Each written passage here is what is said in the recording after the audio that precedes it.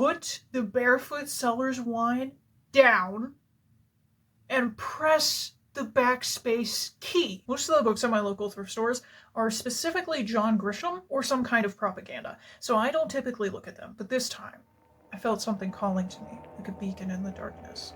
And so forth I went into that dark, dark wood, only to find My Give a Damn's Busted by Carolyn Brown. They say never judge a book by its cover, but this guy looks like a long-lost Jonas brother. I don't respect this face claim, so until further notice, I'm going to be imagining Arthur Morgan. Also, there is simply too much text. All of it is competing. It's very similar sizes. I don't know if you can make it out that...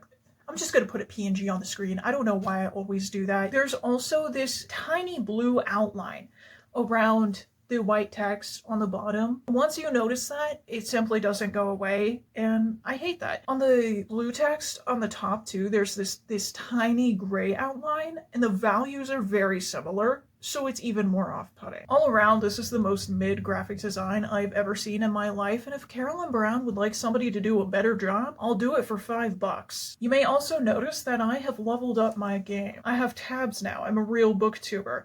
To give you a taste of what we're going to get into, the blue ones are things that I have tabbed that I want to quote directly to you for whatever reason. The yellow ones are every time they're a real treat. They're every time that My Give a Damn's Busted by Jodie Messina, you know, like the title of the book, is name dropped. Take a gander at that real quick. Can you make out the yellow versus the green? Or I use the yellow tabs to also mark every time somebody made a riff on the song title, which is admittedly more often than it is completely name dropped. But either way, truly a heinous amount of those. The green ones are issues with the writing in a technical sense, like the grammar, the style, things like that. There's a deceptively small number of those. Don't get your hopes up. That is actually the thing that I have the most of an issue with. Well, I talk the most about it. So if you like to watch reviews for advice for your own writing, this will be a really good one for that. And I also invite you to subscribe because I tend to do that in every review if I have a chance to. By the way, thank you for 500 subscribers. I'm surprised as many people enjoy watching these as they do, but I'm glad that y'all do. One last thing before we get into it. Since this is a romance novel, I feel the need to preface it by saying that I am not reading this to hate on it. I'm reading this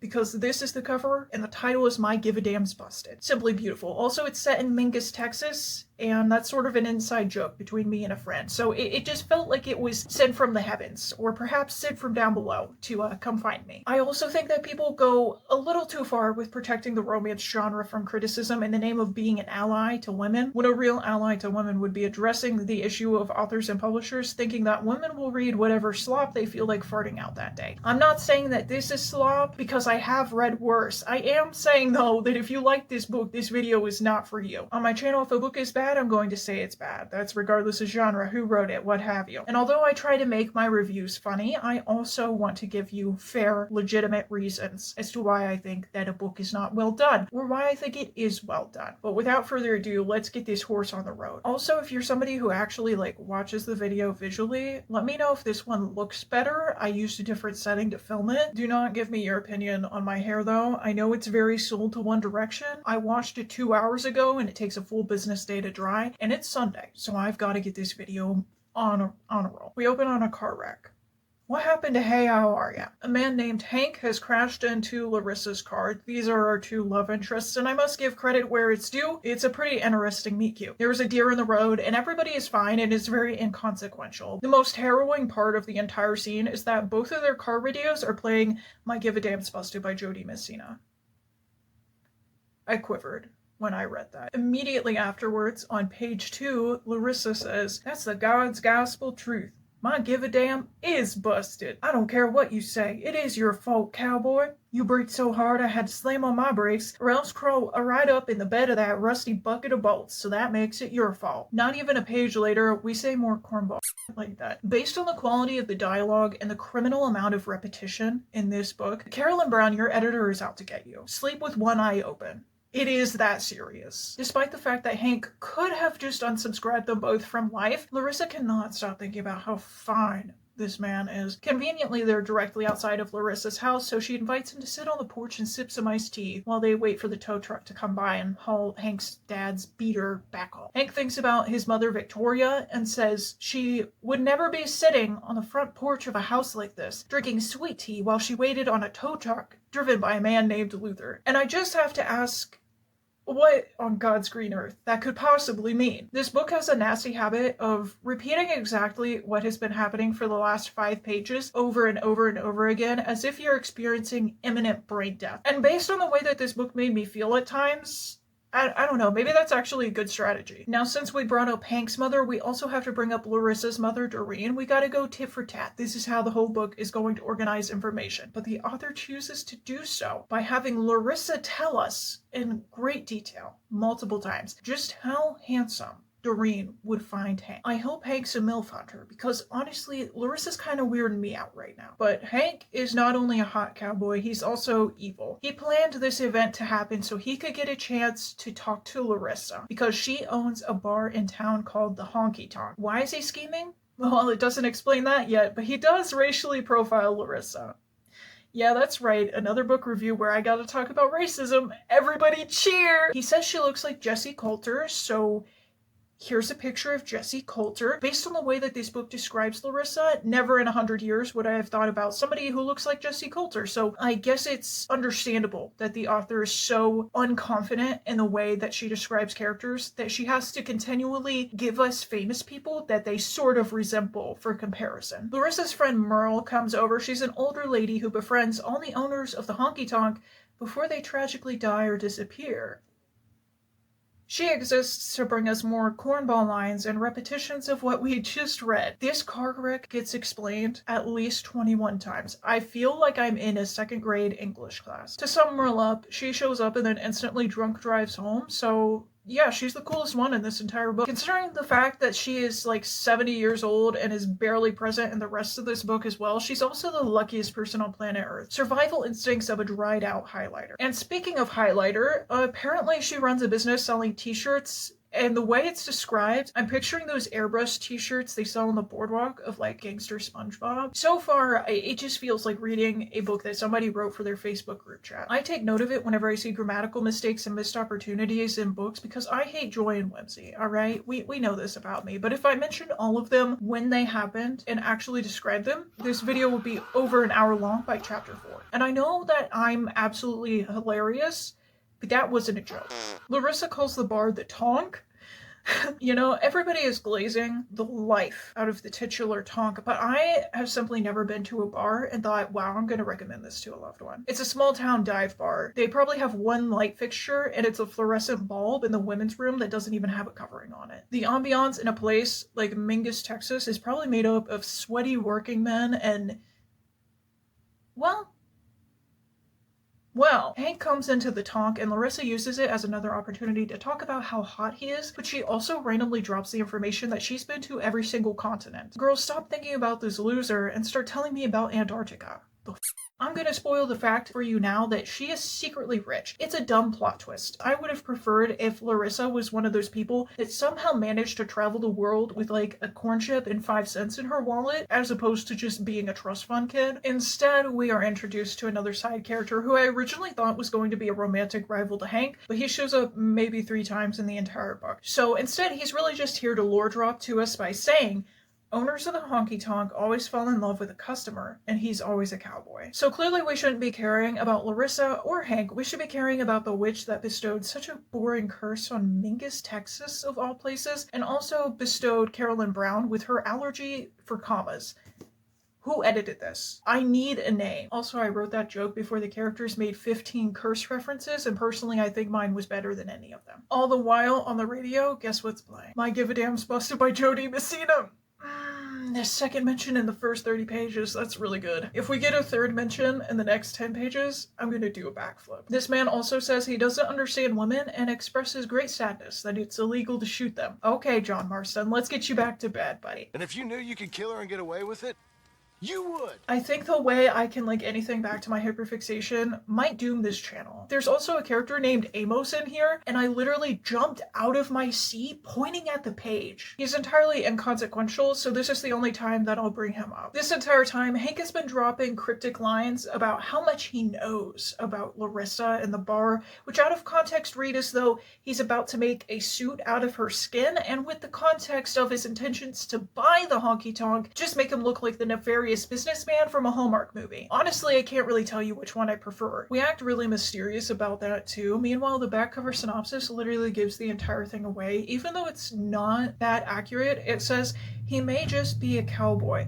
but Hank Wells has offered a fortune to buy the honky-tonk from the previous two owners and been stonewalled both times. That grammar feels off, but that's what it says. That's not necessarily true. I'm going to spoil it for you as well. Hank is part of a company run by his mother Victoria that wants to buy up Mingus in order to build an amusement park there. Not sure how big of a hit Mingus Land is going to be with the kids, but rich people be crazy. He intends to flirt with Larissa in order to seduce her into selling the honky-tonk to him. But he asks her on a date by saying, "What's your favorite restaurant?" or "Tell me your favorite food and I'll have my grandma make it for you." No hate to Oma, but are you inviting Larissa on a date with you or Grammy? She says no because she smells something fishy afoot, and it's not Hank's boy put. I won't be harping on the editing this entire video, I promise, but I simply can't read a line like this and not talk about it. Evidently, she worked there long enough because it was sending red lights and a whining noise that only she could see. What is she smoking? Can I have some? See, class, are we starting to understand why editing is very important? The next time Hank is at the tonk, Merle shows up, takes one good long look at him, and calls him a drugstore cowboy. To which he and Larissa both react as if she just told him his blood type unprompted. Personally, I prefer to play that game in an elevator full of strangers, but to each their own. She bullies Hank out of the establishment by calling him soft-handed, which is a power move. She also implies that she knows Hank's father, which is entirely so that the author can give us a little bit of lore set up. And then she asks if Hank plays pool. He does not. I'm only telling you that part because she mentions two characters, a Mexican guy named Julio and an Irishman named Patrick. Those are some names as classic as a frog on a lily pad. If you tell me Hank's Opa is named Hans, I'm gonna lose my mind. Hank skedaddles home and his father Henry reveals that he was madly in love with the woman who built the honky-tonk named Ruby Lee, but he said no wife of mine is gonna be a beer joint owner, which he's not a prohibitionist, so what the talking about, man? Is this like the bootmaker beef that I wasn't keyed in on before I read The Blood of the Vampire? Don't watch that review, by the way. It's not funny and the book is awful. Or go watch it if you really love me. I don't care, son. Just don't bring home a beer-slinging husk. Since we're judging people right now, I do have to say, as somebody who likes some old school country, I've never seen such mid-references before. Name-dropping 50 artists and songs, aside from the Jody Messina mentions, is a bold choice when not a single song mentioned is anything better than mid. Like, I know he's more bluesy, but I think that the tamest of Tom Waits' discography would kill the entire town of Mingus, Texas twice over. Larissa is working in her garden, and her internal monologue is like, I could go for gelato from this one store right now. I wonder what made me think of that. Baby, you just had a thought. It's okay to just have thoughts. Equally as disturbing as when the author describes Hank taking a long, wet drink of his beer, he actively begins calling Larissa broke and insulting where she lives at this point. How romantic. While Hank's harassing Larissa at her place of work that evening, Hank and her strike up a deal so that the author has an excuse to make them hang out more often. She will help him bale hay on his dad's ranch, and Hank will help her paint her house. Hour for hour. And you know what? I think that you could do something interesting with this plot, even though it's 100% a Hallmark original movie. But the way that it's executed here, well, the potential is certainly executed. Out back, like a sick animal. We then get introduced to 3 old ladies who don't matter to the story, so I'm not going to tell you their names. They show up in order to tell Larissa that the evil businessman trying to buy up Mingus is really doubling down. The 4 devise a plan to hold a town meeting at the honky-tonk and invite the evil businessman and his associates to come to the meeting so he can see just how adamant everybody is on not selling their properties. This way, the author can add a sense of urgency and pressure to the story that gets thrown out very quickly, but will get there. My main complaint with this is that we're setting it up as though the main problem is convincing other residents not to sell for sentimental reasons. The actual issue in a situation like this is that Mingus is a dead-end town with no career opportunities, no growth, and no future. If you look it up on Google Maps, it's like 5 buildings, post-apocalyptic, coming from somebody who lives in a town with 6 buildings. The older people don't care about this, obviously, because, you know, they've done their dues, they have retirement money to relax on, but the younger people have to care about that. If they don't want their families to live in a cycle of brutal poverty for the rest of their lives, they're gonna have to take the $250,000 that this company is offering for their home and move somewhere with better opportunities. No matter how you look at it, it's depressing as I am not one to let people pretend that living in a small town with no community support, no public transportation, no grocery store, no jobs, and tons of poverty is glamorous or somehow more righteous than being a city slicker. No, honey, you're being raw in the by capitalism. You should be angry. Heated aside over, let's get back to the funny stuff. Larissa goes to Hall Hay and we do some BS. I don't really care about it. The point is, we get confirmation that Larissa is part native, so hey. Can we discuss that at all beyond characters just racially profiling her? Is Mingus, Texas the singular place in the country where Native Americans don't experience racism? Having read the book, the answers to those questions are sort of, and apparently, kind of. Anyways, Hank's Oma says Larissa looks like Ruby, so I'm sure that that won't be relevant at any point later on.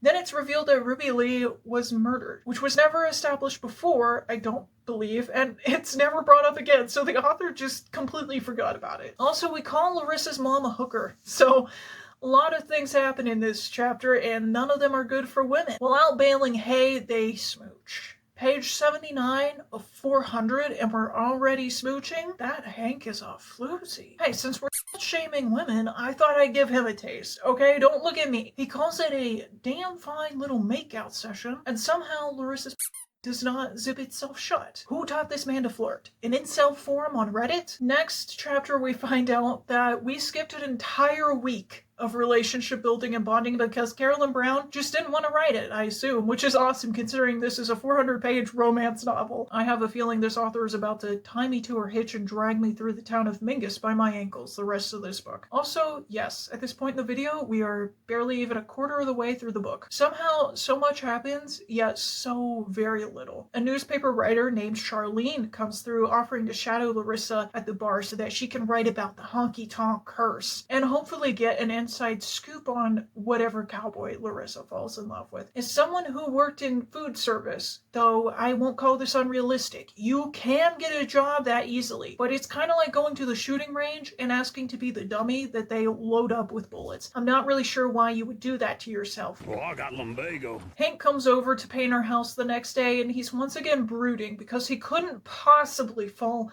for a honky-tonk owner. Truly, this manufactured reason to will they won't they us is giving who says brunettes can't wear jeans at night. Larissa says she's painting her house turquoise with pink trim because she saw it in a book, but specifically she prefers to read the ones with pictures. So you know what? Maybe they are meant for each other. Hank judges her for eating her bagels a weird way and she shoves one at him and goes, bite. Like he's a dog. And he does. It says he obeys.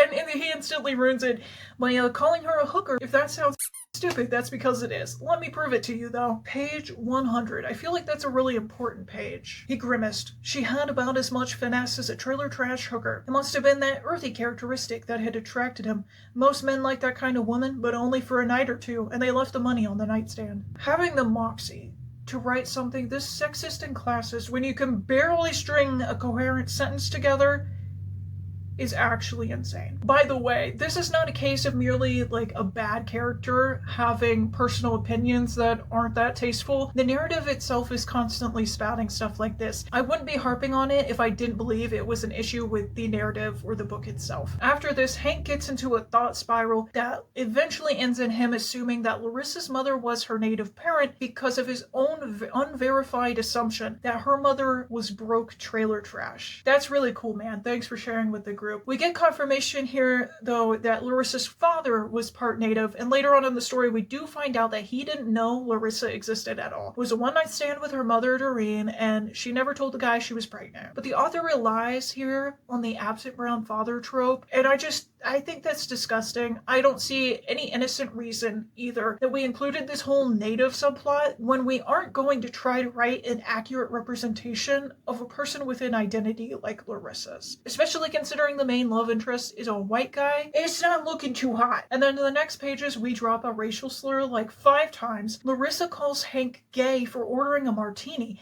and we describe the character whose nickname is aforementioned slur doing a long sideways wink.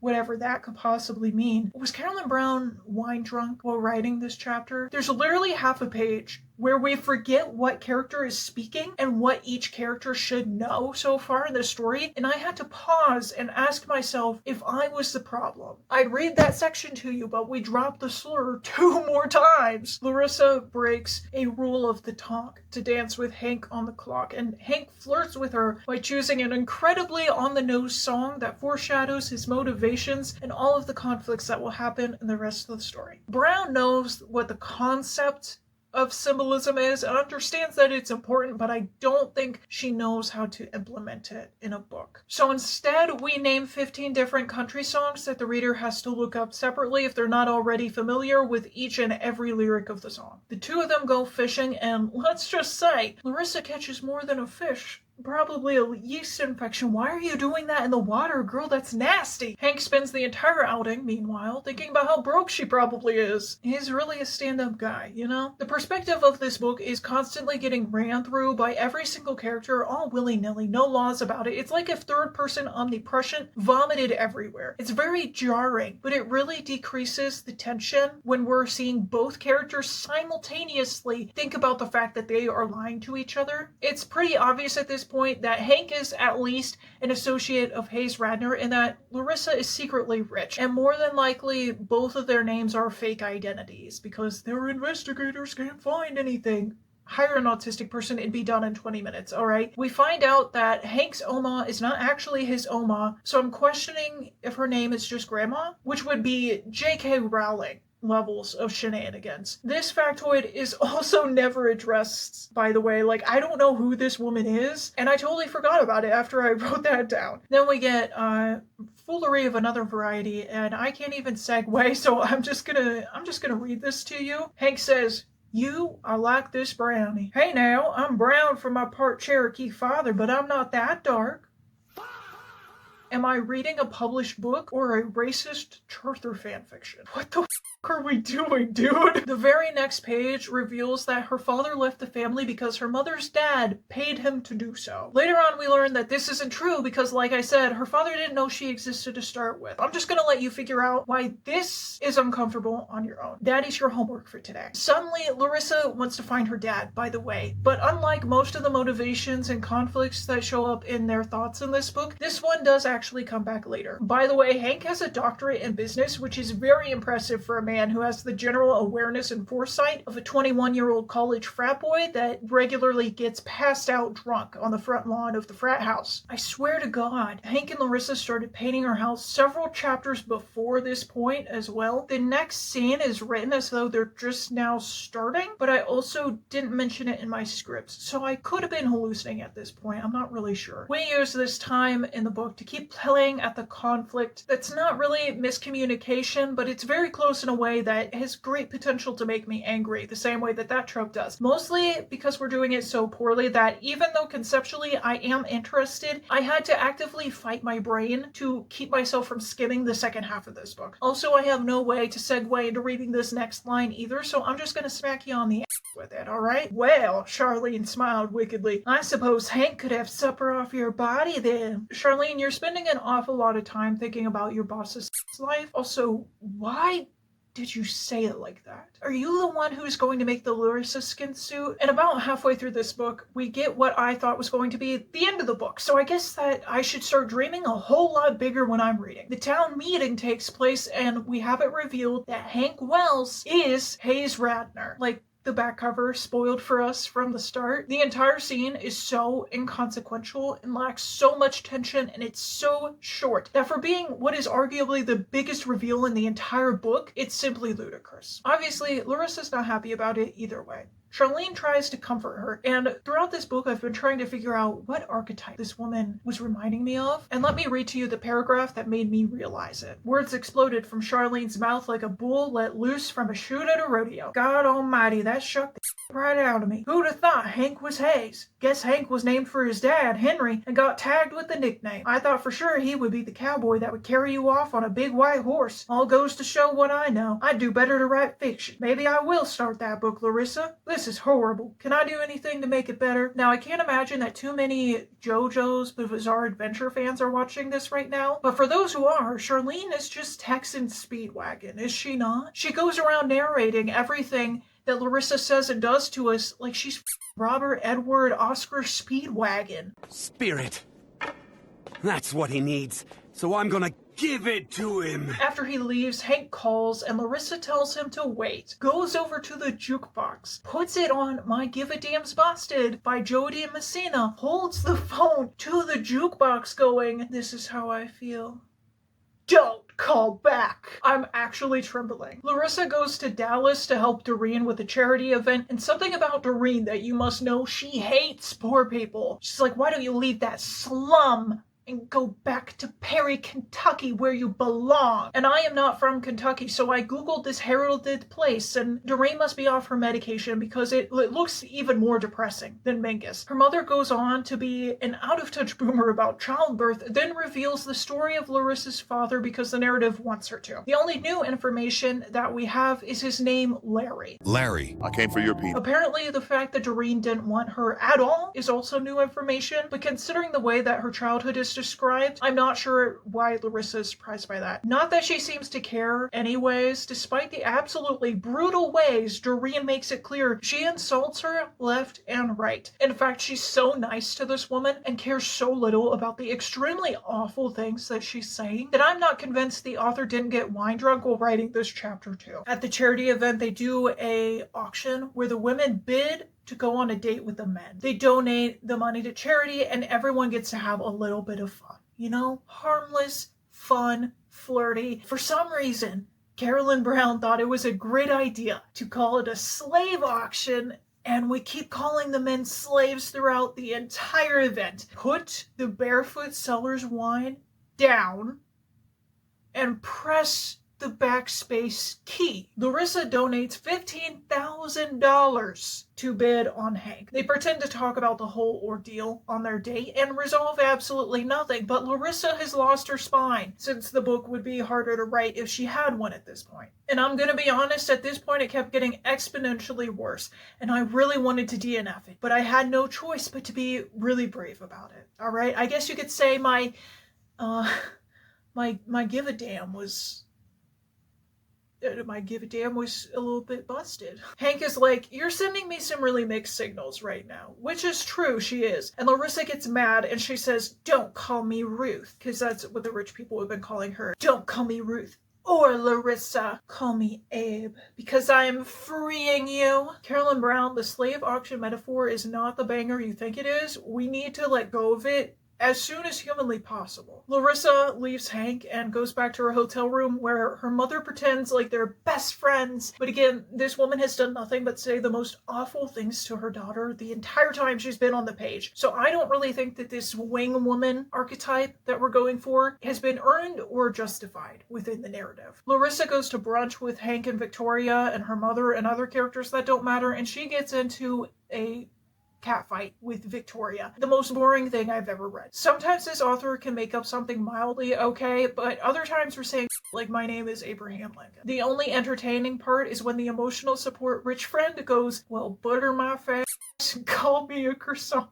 Tears in my eyes. Guess who we have? Larissa goes home with about 15 pounds of unfinished business that we're kind of just supposed to accept as done. Hank ends up quitting his job in Dallas, working for Victoria, and moves back to Mingus full-time to take over his dad's ranch. At least I think it's somewhere near Mingus. I wasn't really paying attention to the locations, even though the author really, really wants you to. We have about 100 Okay, buddy. We have about 100 pages left and no time for these characters to be even remotely normal about the situation they're in, considering the endgame here is a relationship, not personal growth of any kind. Because we have to show that Hank's family is wholesome and good, and Hank is committed to being a better person for Larissa, turns out that Henry invites kindergartners to the ranch for a little play day every year. If you want me to think that Henry isn't an evil rich person, then them kids, first of all.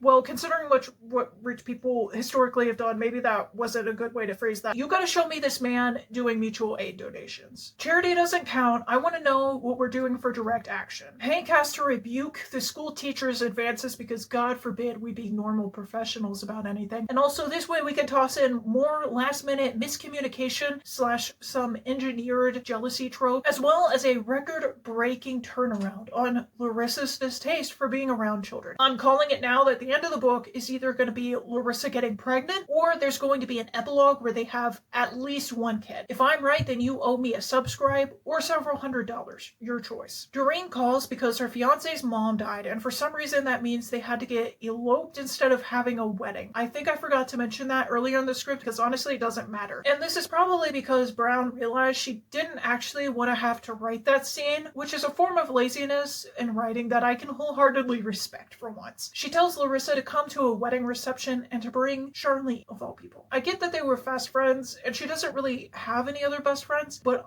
here I thought Merle was going to be the comedic relief best friend, and she's basically disappeared the entirety of this book. They go to the wedding reception, which I don't really know what that is, but it doesn't matter because we barely spend any time there. All it serves as is a chance for us to see Hank deny Victoria when she offers him his job back to prove that he really loves Larissa and his life on the ranch, and as an opportunity for Doreen to track down Larissa's father and invite him to meet Larissa. The fact that this is something that she could have done this entire time and he would have been willing to do it, he's actually like a really chill, nice dude, he's the only normal guy in this entire book, leads me to say once again, I have no idea why Larissa likes this woman at all. Larry's wife is named Mary Beth, so cue obligatory autism here. Don't you look like the cat who got the cream? When are you going to remove that chip from your shoulder? For some reason, we continue acting like Larissa working at a beer joint would be a shocking revelation for anybody under the age of 75. This scene is almost endearing, but we have to ruin it with 5 Carolyn Brownisms per minute about how Larissa is glad her dad isn't homeless. You think I'm exaggerating. He didn't wear a Superman cape, but neither was he a homeless drunk. Does anyone want to explain to me why the 30-something-year-olds in this book talk and act like the average racist grandparent that's 2 breaths away from dying in their sleep? Because we're getting to the end of this book, we have to fix the conflict that we spent this entire book building up to without really considering how we were going to solve it with a neat little bow on top. The author's solution to this is Larissa and Hank boinking, and Larissa calls it awesome.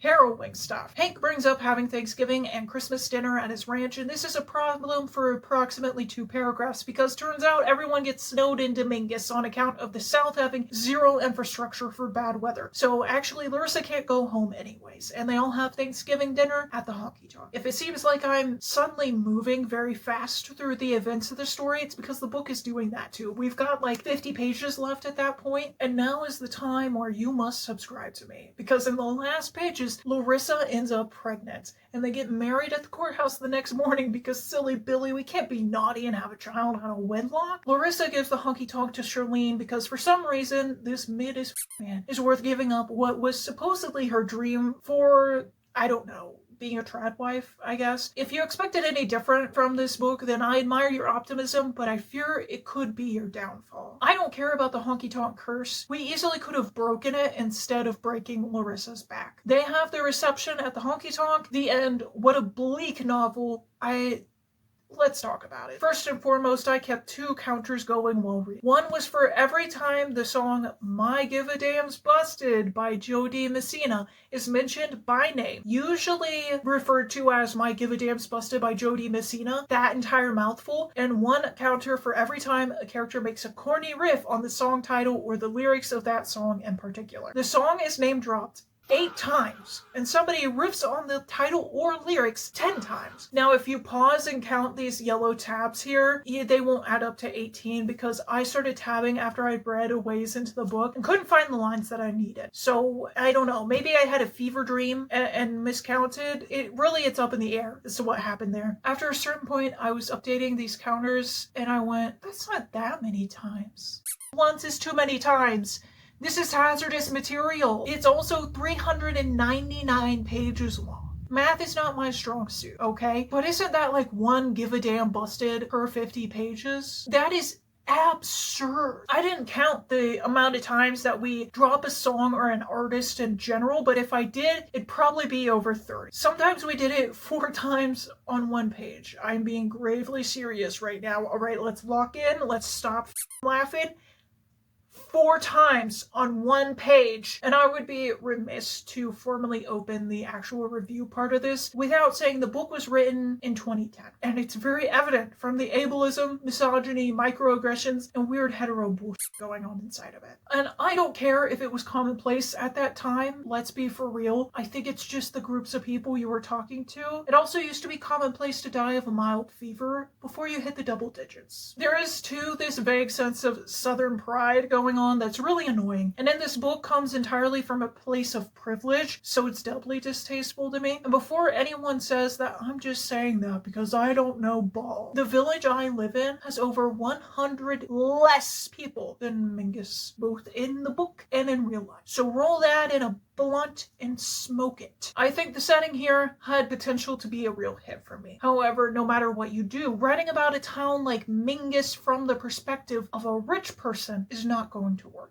Writing about a town like Mingus and focusing exclusively on the upper middle class people in it, which in this case seem to be literally everyone, is not going to work. Overall, it feels like a first draft, and the very best thing I can say about the writing is that at least the chapters aren't 5 pages long. That's something that really irritates me about books published in the last few years. See Grady Hendrix, Frida McFadden, and several TikTok famous authors. There are 15 million characters, most of whom don't matter in the grand scheme of things, so I didn't mention them in my summary. But honestly, they're so corny and tropey that I know this is shocking, but I will allow it. My standards are probably really low right now, considering the last book I read dropped the hard R in the first chapter, so there's definitely some outside influence affecting my opinion right now. Brown has this tendency to offhandedly mention characters without explaining who they are or with explaining in great detail who they are. And I actually like when authors do that if it's done well. It can make it feel like everyone in the story really knows each other, like they've had lives before the story takes place and they will have lives afterwards. Salem's Lot does this and does it exceedingly well, which is sort of what I think we're trying to do here. That one's horror, this one's a romance, but it's kind of the same vibe. The issue is when we name drop 5 people at once, explain their life stories with 1 paragraph each, and then they never show up again. Brown just cannot help herself. And I totally get it, girl, but we've shot off all 10 toes. Quit aiming at your own feet. Similarly, the book mentions every single location, even offhanded ones that never come up with any importance, by full government names. This book probably contains the most mentions of Mingus, Texas, out of any piece of literature currently on this planet. Larissa is constantly described as being sassy, which I hope the author knows that the dialogue is substantial enough to be evidence of that. I do think this might be the one time, though, that I've read a romance novel, and I would agree that the woman is sassy, rather than it's just the woman disagreeing with a man being called sassy as a way to demean her and take away her agency. But it's tainted by the fact that after Hank shows up, Larissa mainly exists to thirst over him. For most of the book, she still has a life outside of him, but it is in fact a mental health crisis rather than a crush. Shorty chose to be with a demon, sounds like her problem to me. And in the end of the book, she does throw away her business entirely to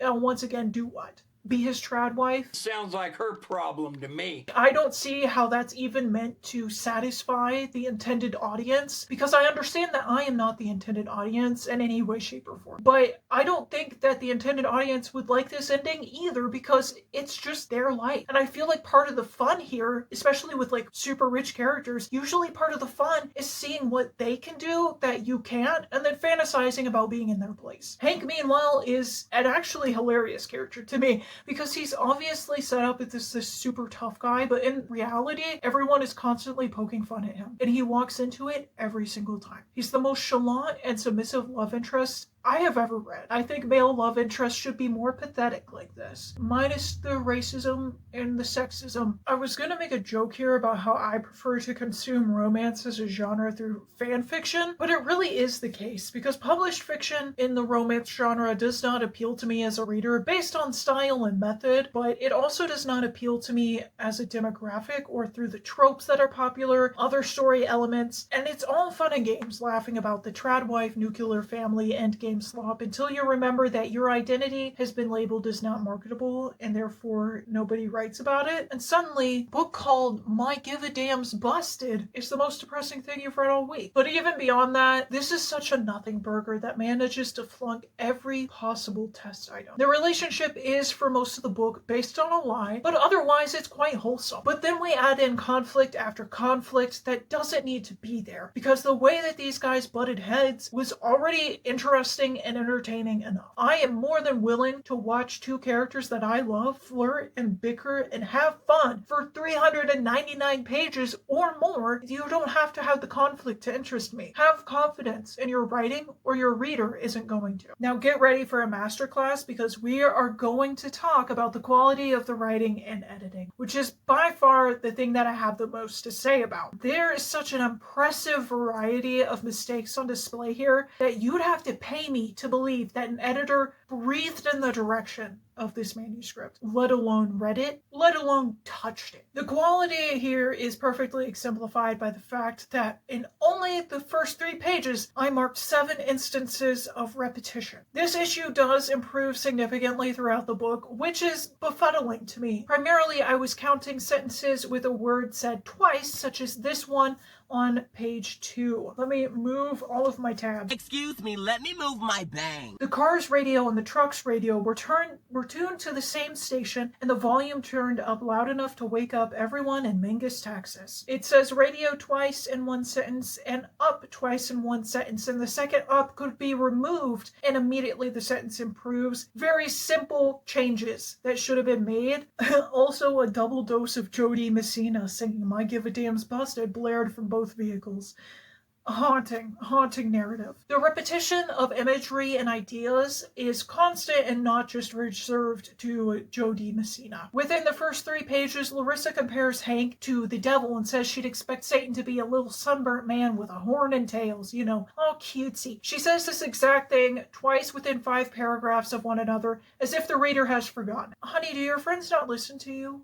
I promise I'm paying attention. You don't have to repeat yourself this often. Then we keep using this devilish comparison throughout the rest of the book as if it is new. It reminds me of this time I went to a local museum, and the guy giving the tour, it was run by this old couple, and the guy giving the tour had severe dementia, but I was too polite to say anything, so I just let him do the entire tour 4 times in a row before someone distracted him, and then I left. The most egregious example of repetition being weaponized, frankly in a manner bordering on felonious, is this paragraph on page 7. By the way, having one of the worst written bits of writing in the entire book, in the first 25% is a bold move that I do have to applaud. Having it in the first 10 pages is impressive. The house was a small frame house with peeling paint, a wide porch across the front, and a tiny back porch on the east side. 2 rocking chairs that had once been white but with chipping paint worse than the house were on one end of the porch. It had the shape of a house built in the 30s when Mingus was an up-and-coming town, back when it could boast a population of more than the 286 that live there nowadays. Diabolical, but it's not useful if I just hate on the writing and I don't give you an example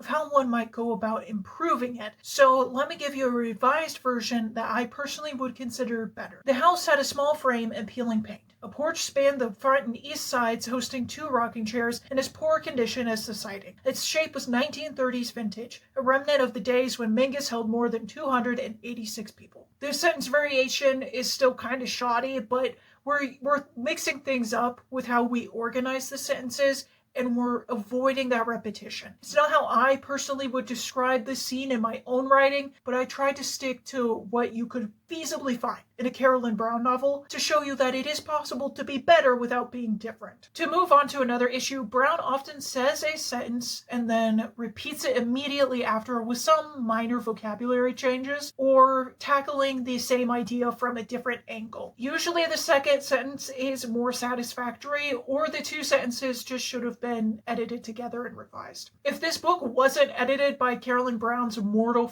enemy, then honestly this wouldn't really be a problem in the final draft because it's pretty easy to catch when you're proofreading something. But that explanation may be confusing, so here's a concrete example of what I'm talking about from page 77. It was twice as hot inside the barn as it had been out in the field. What little breeze blew out there was shut off in the barn. We repeat barn twice, but that doesn't matter because one can assume if it's twice as hot inside the barn, that means the menial breeze is not able to get inside to cool the air. Therefore, we don't need both sentences. I would say that the second one was more interesting and we should have kept that one. I have never in my life been able to point out someone's filler words so easily, by the way. There's about 5 she keeps on rotation here, including like and still, which I'm 100% guilty of overusing those 2 as well. But the difference is I'm providing you a free video, but I paid to read this. The dialogue is by far the most unnatural I've ever come across. We are, for some reason, taking these southern characters with thick accents and writing their dialogue in perfect, grammatically correct English. I am not asking to read a phonetic accent, alright? I got enough of that in one lifetime from The Invisible Man by H.G. Wells.